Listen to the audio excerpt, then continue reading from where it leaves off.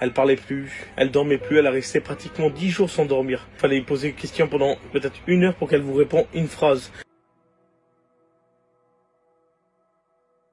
Tous les gens étaient en train de ressentir que Dieu était là et que Dieu était en train d'agir.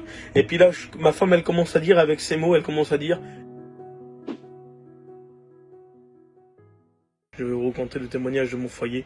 Chez ma femme qu'elle a eu des gros problèmes de santé. On a eu un petit garçon qui était en très bien de santé, tout allait bien, tout était impeccable. Mon petit a commencé à avoir 10 jours, on est parti en mission sur Paris. J'ai commencé à dresser ma toile, on était sur une belle place d'herbe, tout allait très bien.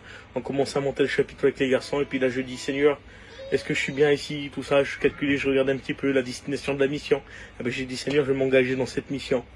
Et à ce moment où j'ai dit ça, à ce moment où j'ai fait des projets avec le Seigneur, l'ennemi, lui, il a voulu nous détruire, il a commencé à toucher mon foyer.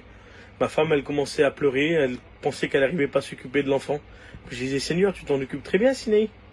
T'inquiète pas, je dis, tu t'en occupes vraiment bien. Puis c'était vrai en plus, elle s'en occupait vraiment bien. Et puis là, ma femme, elle commençait à pleurer 1 jour, 2 jours, 3 jours. Et puis là, arrivé un moment, il y a le cerveau qui a bloqué. Elle clignait plus des yeux. Il n'y avait plus un clignement d'œil de sa part, il n'y avait plus rien qu'à aller. Elle parlait plus, elle dormait plus, elle a resté pratiquement 10 jours sans dormir. Je mettais la main sur ses yeux, comme ça, je lui tenais son regard. Et dès que je sortais mes mains, ses 2 yeux s'ouvraient directement.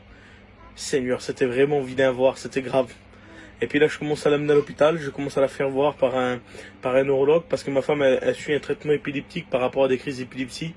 Et là, quand je l'amène au neurologue, là, le neurologue la regarde, ils font des électrocardiogrammes, des choses comme ça. Et il dit: écoutez, monsieur, ce qu'a là votre femme, ce n'est pas du tout neurologique. C'est psychiatrique. Et il dit: votre femme, c'est un problème de psychiatre qu'elle a besoin. C'est un psychiatre qu'elle a besoin. Il dit: écoutez, monsieur, allez au bâtiment comme ça. Il dit: il y a un service pour les psychiatres. Allez là-bas, il dit: il faut la faire voir par un psychiatre. Je commence à l'amener là-bas. Quand je l'amène là-bas, le docteur la regarde, il le sculpte, il lui pose des questions, elle ne répondait plus, elle ne parlait plus comme je vous ai dit. Elle n'arrivait plus, il fallait lui poser des questions pendant peut-être 1 heure pour qu'elle vous réponde une phrase. Et quand elle répondait une phrase, c'était pas cohérent du tout à la conversation. Elle avait perdu complètement la tête. Le corps était là, mais elle n'était plus là. Et puis là, la dame, elle vient vers moi: écoutez, elle dit: monsieur, votre femme, elle est en train de faire un psycho-postpartum. Je dis: c'est quoi ça, madame? Je n'avais jamais entendu parler, vous avez bien compris juste le nom déjà, on ne sait pas c'est quoi ça, nous. Et la dame, je commence à lui poser une question, je dis: madame, est-ce que c'est une dépression? Elle me dit: monsieur, c'est beaucoup plus grave qu'une dépression. Mais je dis: c'est quoi, madame? Elle dit: écoutez, monsieur, il faut vous hospitaliser votre femme en psychiatrie, qu'il faut qu'on la soigne avec des cachets, des traitements. Je dis: écoutez, madame, je dis: ma femme n'a rien à faire en psychiatrie. Je dis: c'est pas une folle, elle a strictement rien à faire là-dedans. Je dis: si vraiment il y a un traitement à lui donner, on lui donnera la caravane. Je dis: elle est bien entourée, elle a de la famille. Elle dit: écoutez, monsieur, elle dit: je vous conseille vraiment de l'hospitaliser, elle peut se faire du mal à elle, ça peut être très dangereux pour elle comme pour votre enfant. Elle dit: ça peut être très dangereux, elle peut faire soit du mal à elle ou soit à votre enfant. Il dit: il faut surtout pas que l'enfant ait un contact avec la maman. Je dis: d'accord, madame, il n'y a pas de problème, on la ramène à la caravane. Elle commence à nous donner des cachets, des traitements pour les nerfs, des traitements des thermostats, plein de choses comme ça. Et là, mon petit, il dormait chez à gauche, de droite. J'avais plus d'enfants. Ma femme, elle dormait pas des nuits, ça a duré un bon moment. La dame, comme elle avait dit, elle pouvait se faire du mal là. Elle commençait à prendre sa main, on était en train de parler avec elle comme ça pour essayer de la faire parler. Elle passait sa main dans ses cheveux comme ça, puis elle s'arrachait des poignées de cheveux. Dès qu'elle voyait un couteau, elle sautait sur un couteau pour vouloir se couper les veines. On avait tout vidé, les tiroirs, tout ça, tout était envelé. Et elle cherchait quand même à se faire du mal, elle voulait jeter par les carreaux. C'était la catastrophe. Tout ce que j'avais construit, tout ce que j'avais voulu construire dans les choses de Dieu, mon petit foyer, ma petite maison, tout était bien. J'avais ma petite femme qui était chrétienne, j'avais mon petit bébé en pleine santé. Tout ce que j'avais construit, tout était détruit. Je regardais tout autour de moi. Tout le monde avait leur petit foyer, et avec moi que mon foyer était détruit. Puis dès là, je me posais des questions. Je me disais: Seigneur, pourquoi je suis comme ça? Seigneur, je suis pas ton enfant. Seigneur, je suis pas un chrétien. Et puis je comprenais pas du tout, je comprenais plus rien. Et puis là, au bout de 3-4 jours de traitement, elle commençait à plus pouvoir boire et plus pouvoir manger, elle s'alimentait plus. Et là, nous n'avons pas eu le choix, il fallait la placer en psychiatrie. Puis ma mère, elle me dit: écoute mon fils, t'inquiète pas, c'est rien. Elle dit: la psychiatrie, il dit, ne crois pas que ça va pas être comme avant. Il dit: ils vont pas la faire devenir folle.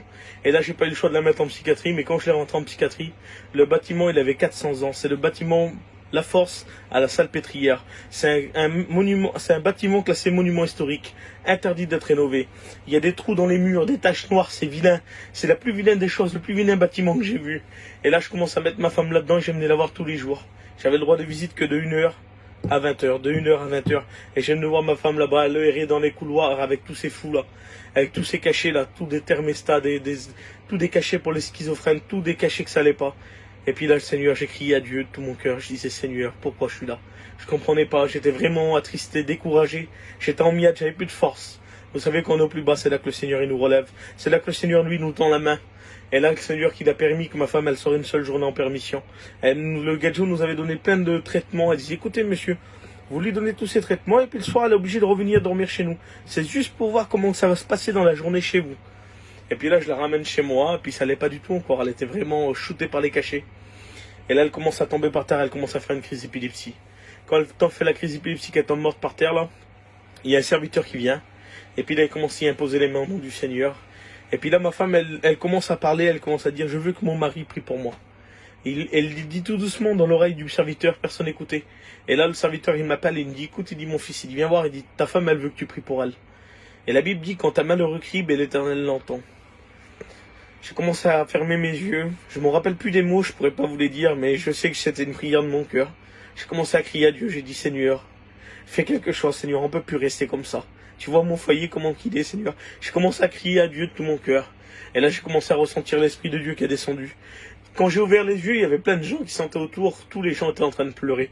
Tous les gens étaient en train de ressentir que Dieu était là et que Dieu était en train d'agir. Et puis là, ma femme, elle commence à dire avec ses mots, elle commence à dire, le Seigneur m'a guéri. Je disais, Seigneur, c'est pas possible. Elle dit, oui, le Seigneur m'a guéri. Ma femme, à ce moment-là, elle a été guérie. Elle prenait encore ses cachets là, et le temps que je roule sur la route, elle refait une crise d'épilepsie. Je dis, Seigneur, qu'est-ce qui se passe? Est-ce que je dois douter de la guérison? Regarde, et on fonce à l'hôpital, et au mieux de l'amener en psychiatrie, qui redonne des cachets pour que la droguer. Nous, on n'y a plus donné de cachet, elle est arrivée aux urgences.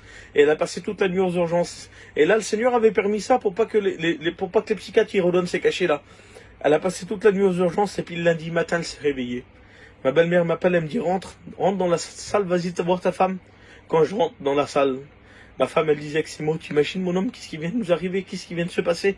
Et là, je commence à remercier Dieu. Je disais, Seigneur, je te remercie. Merci Seigneur parce que tu as exaucé ma prière. Merci Seigneur parce que tu m'as redonné mon foyer. Merci Seigneur parce qu'il a fait un miracle Seigneur. La dame elle parlait de 6 mois et 1 an de traitement. Elle parlait de séquelles, de schizophrène. Elle dit votre femme elle peut rester bipolaire. Et ma mère elle m'a dit ramène-la à l'hôpital et dit ils vont y arrêter le traitement les gars. Et moi je disais non je la ramène pas. Elle me dit ramène-la, elle dit parce que la médecine va confirmer le miracle. Elle ne savait pas tromper, ma mère. Quand j'étais arrivé là-bas à l'hôpital, et quand je l'ai amenée, qu'elle s'assurait du cachet toute la nuit, le lendemain matin, on a vu la psychiatre, et la psychiatre, elle a commencé à dire, monsieur, je ne sais pas qu'est-ce qui s'est passé ce week-end. Mais je dis, madame, vous allez peut-être me prendre pour un fou, je dis. Mais moi, je dis, je suis un chrétien. Et je dis, un chrétien, il y a écrit dans la Bible, je dis, que les serviteurs de Dieu, ils imposeront les mains aux malades, et puis les malades seront guéris. Et je dis, c'est ce qui s'est passé. Et je dis, il y a des serviteurs de Dieu qui ont prié au nom du Seigneur Jésus, et je dis, ma femme, elle était guérie. La dame, elle a commencé à dire, écoutez, monsieur, je ne suis pas croyant. Mais là, il dit, c'est passé quelque chose. Elle a commencé à appeler le neurologue devant moi. Elle dit, écoutez, monsieur, je viens d'avoir mademoiselle Sinaïa Lafleur qui est rentrée, il dit, à l'hôpital psychiatrique. Il dit, il y a à peine 17 jours. Elle devait faire 2 mois. Il dit, puis là, il y a eu un rétablissement total à la normale, miraculeusement. La médecine était en train de proclamer le miracle. Et ce que j'aimerais vous dire, ce que j'aimerais vous faire passer comme message, c'est que nous ne sommes pas comme ceux du dehors qui n'ont point d'espérance. Quand on est un chrétien, on sait vers qui se tourner. Et on a un Dieu de miracle qui n'a pas changé. Ce qui se faisait il y a 2000 ans, ce qu'il a fait pour Lazare, pour Bartimée, il l'a fait encore l'année dernière pour ma femme. Et je ne sais pas pourquoi je dis ça, mais toi qui écoutes ce témoignage, eh ben le Seigneur il peut le faire aussi pour toi. Que le Seigneur vous bénisse. Gloire à Dieu.